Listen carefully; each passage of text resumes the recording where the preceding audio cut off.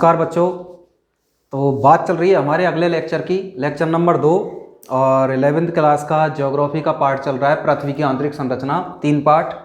उसमें हमने बात की थी पृथ्वी की आंतरिक संरचना की जानकारी के स्रोतों की पिछले लेक्चर में, जिसमें हमने प्रत्यक्ष स्रोत और अप्रत्यक्ष स्रोत पढ़ लिए थे, यानी प्राकृतिक और अप्राकृतिक स्रोत थे वो पढ़ लिए थे।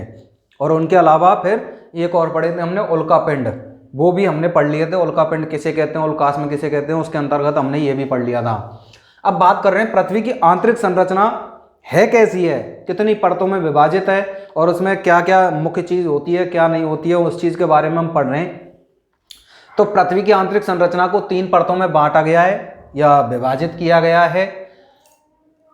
3 परतें पाई जाती हैं पृथ्वी में, और वो कौन कौन सी हैं। पहली परत है क्रस्ट परत, जिसे हम भूपरपटी कहते हैं, यानी पृथ्वी के धरातल पर सबसे ऊपरी परत होती है क्रस्ट परत। दूसरी मेंटल होती है, जो मध्य की परत होती है, उसे हम मेंटल परत कहते हैं, आंतरिक पटल भी कहते हैं, या मध्य पटल भी उसको हम बोलते हैं। और तीसरी होती है भूकेंद्रीय परत, यानी पृथ्वी के बिल्कुल तीसरी परत होती है, और सबसे निचली परत होती है, अंतिम परत होती है, और उसको हम बोलते हैं करोड़ या कोर परत।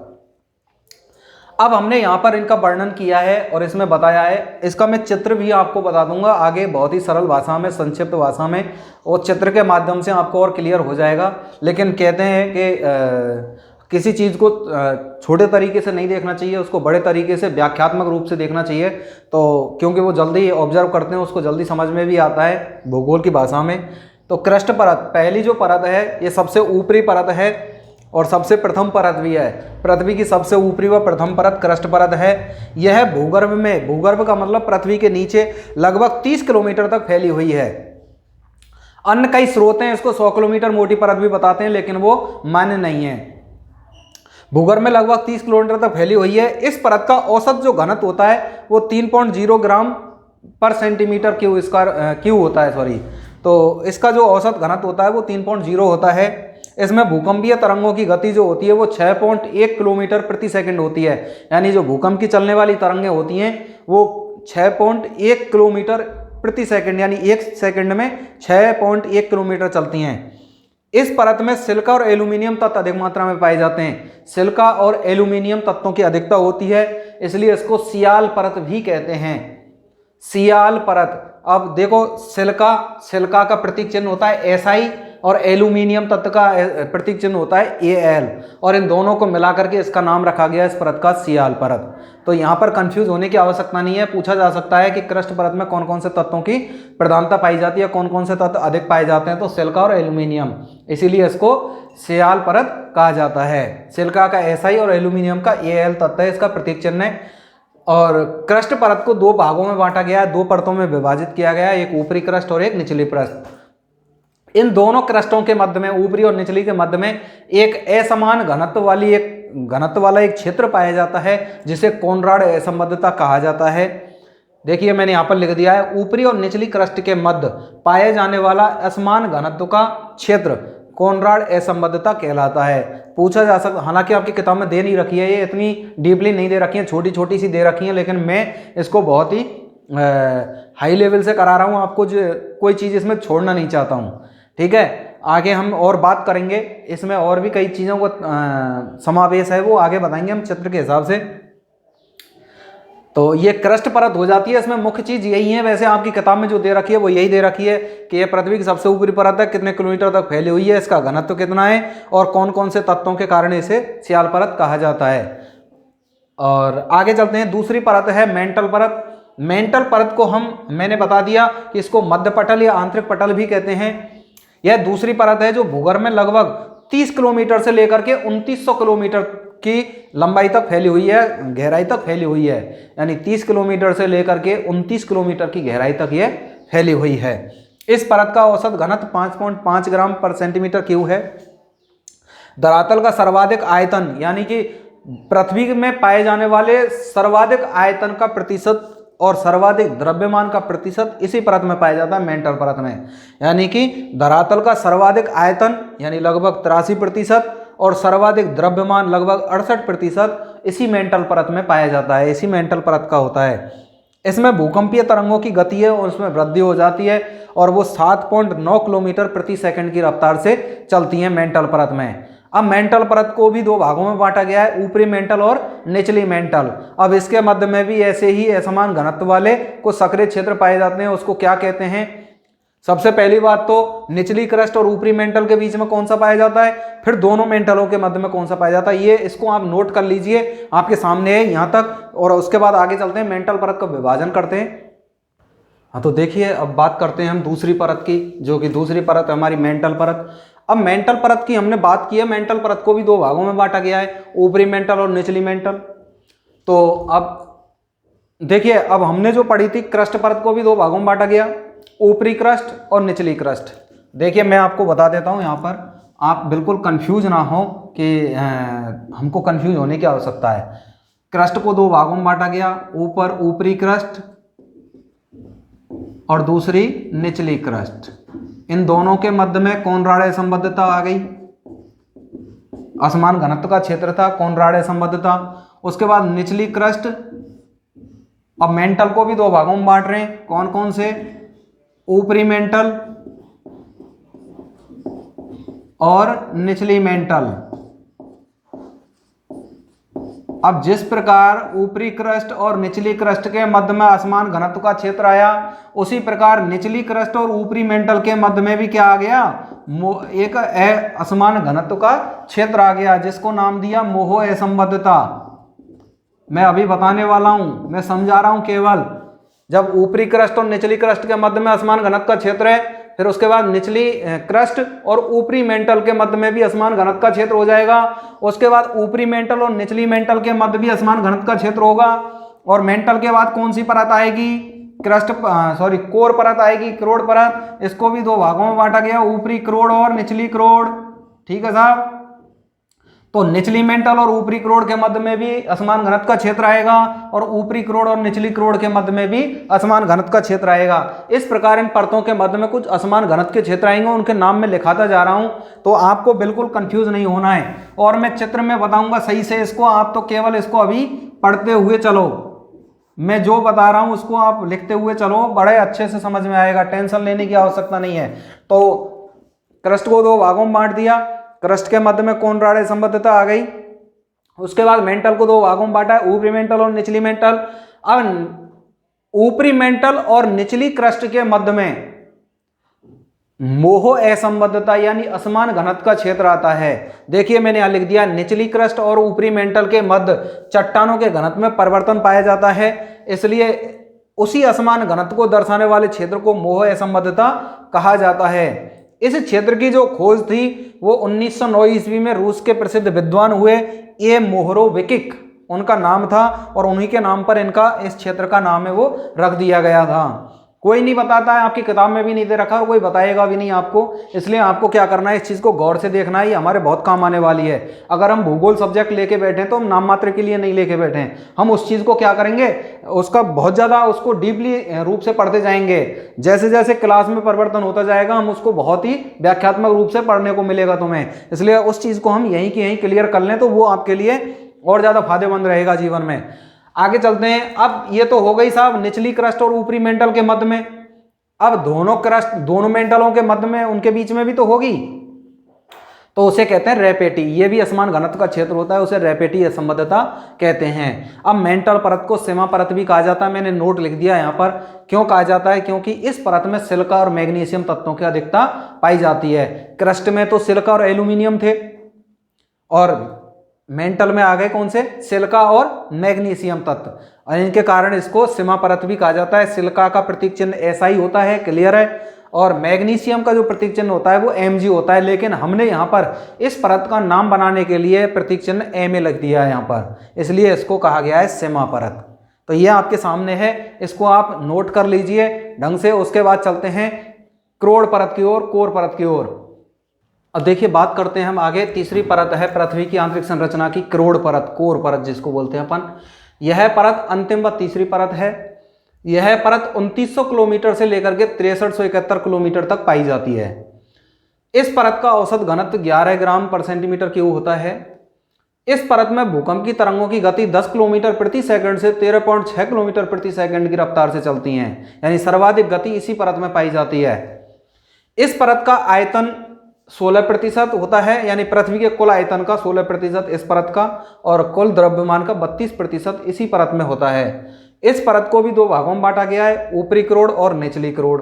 ऊपरी करोड़ है वो 2900 किलोमीटर से 5150 किलोमीटर तक फैली हुई है, और निचली करोड़ है वो 5150 से 6371 किलोमीटर तक फैली हुई है। अब निचली मेंटल और ऊपरी करोड़ के मध्य में असमान घनत्व का क्षेत्र है, उसे गुटेनबर्ग विसार्ड असंबद्धता वाला क्षेत्र कहते हैं, गुटेनबर्ग विसार्ड असंबद्धता क्षेत्र। और ऊपरी करोड़ और निचली करोड़ के मध्य में स्थित असमान घनत्व का क्षेत्र है, उसको लेहमैन असंबद्धता क्षेत्र कहा जाता है। अब करोड़ परत को निफे परत भी कहा जाता है। निफे क्यों कहा जाता है? क्योंकि इस परत में दो तत्व अधिक मात्रा में पाए जाते हैं, एक निकेल और एक फेरस। निकेल का प्रतीक चिन्ह होता है Ni और फेरस का प्रतीक चिन्ह होता है Fe, इसलिए इसको निफे कहा जाता है। अर्थात कहने का मतलब सर्वाधिक लोहा जो पाया जाता है पृथ्वी में वो इसी परत में पाया जाता है, करोड़ परत में ही सबसे ज्यादा, तो इसलिए इसको निफे परत कहा जाता है। अब इस परत की विशेषता क्या है कि करोड़ परत में सर्वाधिक निकेल और फेरस तत्व पाए जाते हैं, इसीलिए यह जो पृथ्वी की यह परत है यह चुंबकीय अवस्था में पाई जाती है, इसीलिए इसका गुरुत्वाकर्षण अधिक होता है और इसे चुंबक के समान माना गया है। इसीलिए हम ऊपर जब कोई चीज़ फेंकते हैं तो वो नीचे ही क्यों आती है? क्योंकि पृथ्वी की जो केंद्रीय परत है ये करोड़ परत, इसका जो गुरुत्वाकर्षण शक्ति है वो अधिक होती है, चुंबकीय अवस्था होने के कारण वो वस्तुओं को नीचे की ओर खींच लेती है, वो यही कारण होता है। और ये आपकी पृथ्वी की आंतरिक संरचना की तीनों परतें कंप्लीट हो गई हैं। आप इसको नोट कर लीजिए और इसका एक चित्र हम देखने को अब आपको मिलेगा। मैं एक चित्र बना रहा हूँ अभी और उसको आप नोट कीजिएगा।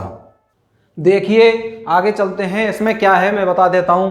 पृथ्वी की आंतरिक संरचना को तीन परतों में बांटा गया है। अगर मैं बात करूँ पहली जो परत है तो 0 किलोमीटर यानी ऊपर भूपर पट्टी से लेकर के इसको कहा जाता है करोड़। पहली बात तो इसको क्या कहा जाता है? करोड़। या 0 किलोमीटर से लेकर के 30 किलोमीटर तक ये फैली हुई है।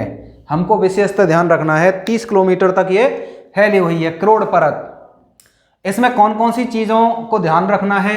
इसका घनत्व है, मैंने आपको बताया 3.0 ग्राम पर सेंटीमीटर क्यूब, ठीक है। इसमें तरंगों की जो गति चलती है, भूकंप की तरंगों की गति वो 6.1 किलोमीटर प्रति सेकंड की रफ्तार से चलती है। अच्छा, दूसरी बात मैंने इसमें आपको बताया कि इसमें सिलिका और एल्यूमिनियम दो तत्व अधिक मात्रा में पाए जाते हैं, इसलिए इसको सियाल परत भी कहा जाता है। आपके सामने है, ठीक है। अब मैंने आपको बताया कि ऊपरी, इसको दो भागों में बांटा गया है। दो भाग कौन कौन से हैं? इसको कहा गया है ऊपरी क्रस्ट और इसको कहा गया है निचली क्रस्ट, ठीक है साहब। अब ये दो क्रस्ट हो गई। दोनों क्रस्टों के मध्य में मैंने एक असंबद्धता बताई थी आपको और उसका नाम दिया था मैंने कोनराड असंबद्धता। क्या दिया था? कोनराड असंबद्धता। ऊपरी क्रस्ट और निचली क्रस्ट दो भागों में बांट दिया है हमने। इसको दोनों भागों में बांट करके हमने बात की पृथ्वी की सबसे ऊपरी परत है जिसको भूपर्पटी कहा जाता है। करोड़ परत को इसका घनत्व इतना है 3.0 और तरंगों की गति है वो 6.1 किलोमीटर प्रति सेकंड की रफ्तार से चलती है। इस परत में सिलिका और एल्यूमिनियम दो तत्व अधिक मात्रा में पाए जाते हैं, इसलिए इसको सियाल परत भी कहा जाता है, ठीक है साहब। यहाँ तक आपकी कोई दिक्कत नहीं आ रही होगी आपको, बिल्कुल 1% नहीं आएगी। दो परतों में विभाजित कर दिया हमने और दोनों परतों के मध्य में एक असंबद्धता क्षेत्र है वो हमने यहाँ लिख दिया है। अब आगे चलते हैं भाई साहब। आगे नीचे जो दूसरी परत पाई जाती है वो पाई जाती है 2900 किलोमीटर तक और इसका नाम क्या है? इसका नाम है मेंटल परत। सॉरी, ये क्रस्ट है, ध्यान रखना है ना, इसको सही कर लेना। ये क्रस्ट परत है और ये मेंटल परत है। मेंटल परत की अगर हम बात करें तो मेंटल परत मैंने बताया 30 किलोमीटर से 2900 किलोमीटर की गहराई तक फैली हुई है। इसका जो घनत्व होता है वो 5.5 ग्राम पर सेंटीमीटर क्यूब होता है, ग्राम सेंटीमीटर क्यूब होता है। इसमें जो तरंगों की गति होती है वो मैंने आपके लिए बता दी है, वो लगभग 7.9 किलोमीटर प्रति सेकंड की रफ्तार से चलती है। यहाँ तक क्लियर है आपका। इस मेंटल परत को सीमा परत भी कहा जाता है, और मैंने बताया सीमा क्यों कहा जाता है, क्योंकि इसमें सिलिका और मैग्नीशियम दो तत्वों की अधिकता पाई जाती है, इसलिए इसको सीमा परत भी कहा जाता है। अब मैंने आपको बताया कि मेंटल परत को भी दो भागों में बांटा गया है। कौन कौन सी भागों में बांटा गया है? तो दो भाग कौन से हुए? पहली बात तो यहाँ पर एक असंबद्धता क्षेत्र, फिर उसको दो भागों में बांटेंगे हम। तो दो भागों में कैसे कैसे बांटा गया है, देखिए ये मेंटल है, तो ये हो गई साहब आपकी ऊपरी मेंटल यहां, और ये हो गई निचली मेंटल। अब ये निचली मेंटल हो गई, यहां तक किसी को कोई दिक्कत नहीं आ रही होगी। मैंने आपको बताया निचली क्रस्ट और ऊपरी मेंटल के मध्य में एक असंबद्धता पाई जाती है, जिसको नाम दिया हमने मोहो असंबद्धता। जिसको नाम क्या दिया हमने? मोहो असंबद्धता। ये जो असमान घनत्व का क्षेत्र है, ये असमान घनत्व वाला क्षेत्र है, ये भी असमान घनत्व का क्षेत्र है जिसकी हमने बात की है, ठीक है। इसको हमने मोहे संबद्धता, इस परत की खोज 1909 में किसने की थी? ये रूसी विद्वान हुए, रूसी विद्वान, और उनका नाम क्या था? ए मोहोरोविकिक। क्या नाम था? ए मोहोरोविकिक। इसमें आपको कोई दिक्कत मेरे हिसाब से आनी नहीं चाहिए। तो ये निचली क्रस्ट और ऊपरी मेंटल के मध्य में एक असमान घनत्व का क्षेत्र हो गया, जिसको मोह असंबद्धता नाम दे दिया।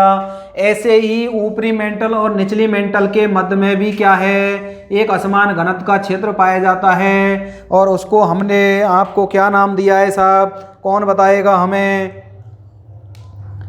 क्या नाम दिया है? उसको हमने नाम दिया है रैपेटी असंबद्धता।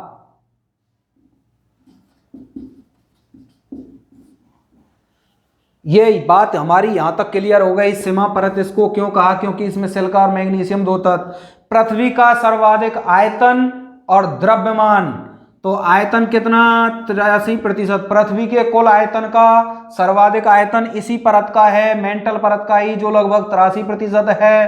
पृथ्वी के कुल द्रव्यमान का सर्वाधिक द्रव्यमान भी इसी परत का है, जो लगभग कितना है? 68% है। तो ये आयतन हो गया और ये द्रव्यमान हो गया। सिलिका और मैग्नीशियम इसमें पाए जाते हैं।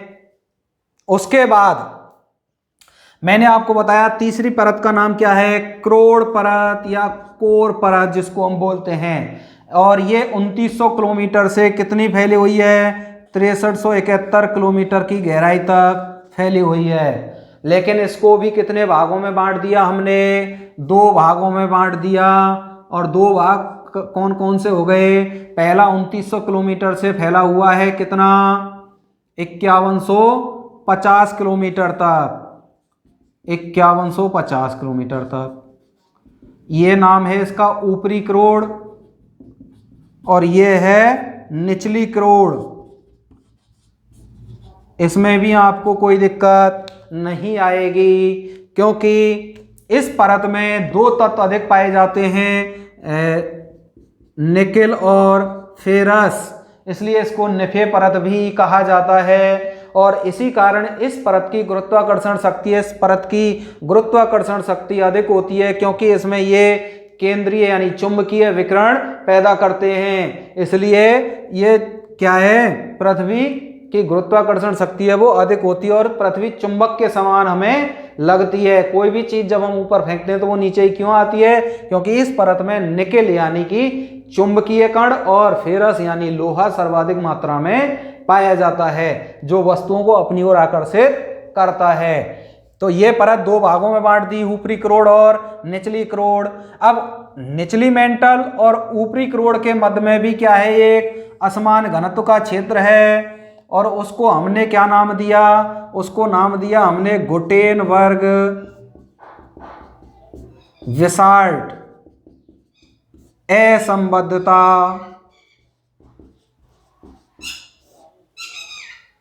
क्लियर है? कोई दिक्कत किसी को आ रही हो तो पूछ लेना।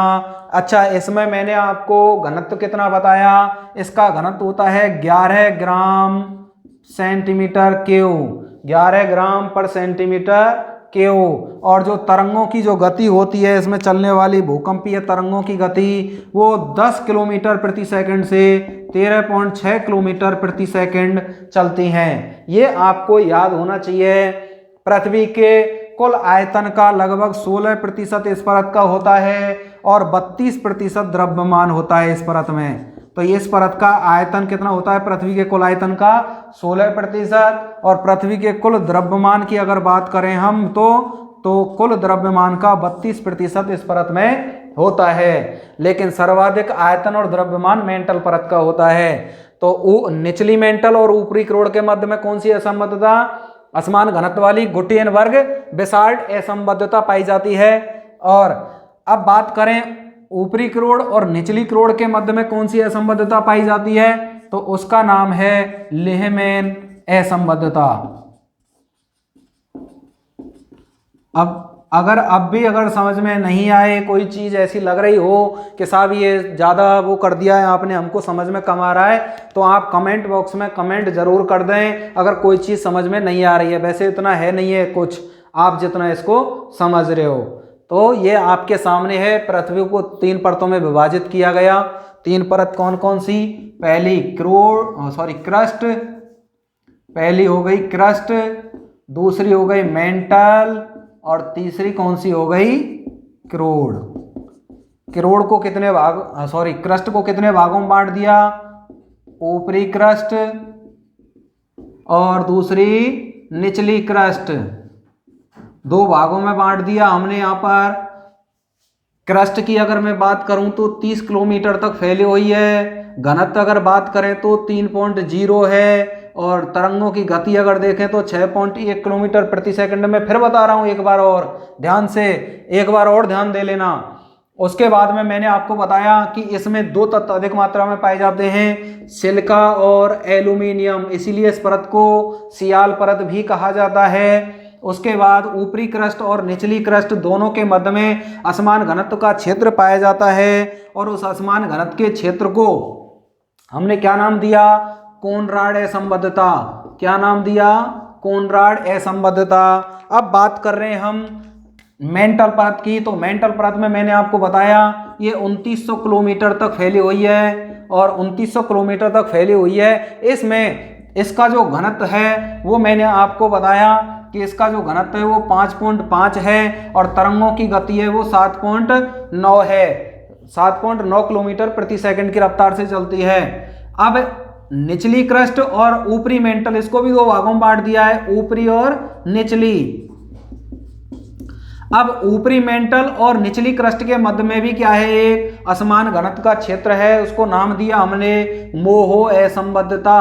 क्या नाम दिया उसको? मोहो असंबद्धता। ऐसे ही पृथ्वी का सर्वाधिक आयतन भी इसी परत का है और पृथ्वी के सर्वाधिक द्रव्यमान का भी सर्वाधिक द्रव्यमान इसी परत का है।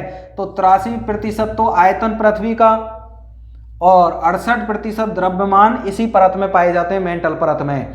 मेंटल परत में 2 तत्व अधिक मात्रा में पाए जाते हैं, सिलिका और मैग्नीशियम, इसीलिए इस परत को क्या नाम दे दिया? सीमा परत नाम दे दिया। अब मैंने बताया निचली क्रस्ट और ऊपरी मेंटल के मध्य में वो असंबद्धता, जबकि ऊपरी मेंटल और निचली मेंटल के मध्य में भी क्या है? एक असमान घनत्व का क्षेत्र पाया जाता है जिसको नाम दिया गया रैपेटी असंबद्धता। यहां तक किसी को कोई दिक्कत आ रही हो मैं फिर बता के चल रहा हूं। उसके बाद क्रोड़ परत को भी 2 भागों में बांट दिया, ऊपरी क्रोड़ और निचली क्रोड़। इसका मैंने आपको बता दिया, इसका जो घनत्व होता है वो घनत्व मैंने आपके लिए बताया 11 ग्राम पर सेंटीमीटर क्यू। और तरंगों की गति मैंने 10 से 13.6 किलोमीटर प्रति किलोमीटर रफ्तार से बताई। इसमें भी मैंने बताया कि 2 तत्व अधिक मात्रा में पाए जाते हैं, निकेल और फेरस, इसीलिए इस परत को निफे कहा जाता है। और इसीलिए पृथ्वी चुंबक के समान मानी गई है इन 2 तत्वों की अधिकता के कारण, क्योंकि ये दोनों तत्वों की अधिकता के कारण पृथ्वी का गुरुत्वाकर्षण है वो अधिक होता है। उसके बाद मैंने बताया कि पृथ्वी के आयतन का 16% यहीं पाया जाता है और द्रव्यमान का 32% इस परत में पाया जाता है। उसके बाद मैंने बताया निचली मेंटल और ऊपरी क्रोड के मध्य में भी एक असंबद्धता असमान घनत्व का क्षेत्र पाया जाता है, जिसको हमने नाम दिया गुटेनबर्ग विसार्ड असंबद्धता। तो गुटेनबर्ग विसार्ड असंबद्धता वाला क्षेत्र भी यही हो गया। और उसके बाद हमने ऊपरी करोड़ और निचली करोड़ के मध्य में भी एक क्षेत्र पड़ा असमान घनत्व का, उसको हमने नाम दिया लेमेन असंबद्धता वाला क्षेत्र। इस प्रकार आपकी पृथ्वी की आंतरिक संरचना है वो हो जाती है समाप्त। और इसको आप नोट कर लीजिए, मैंने दो बार आपको और ढंग से समझा दिया है, बाकी नोट्स आपको मैंने लिखवाई दिए हैं और आप इसको नोट करके रिवाइज करते रहें और बाकी चीज़ें आपको देखने को मिलेंगी अगले लेक्चर में। तब तक के लिए धन्यवाद।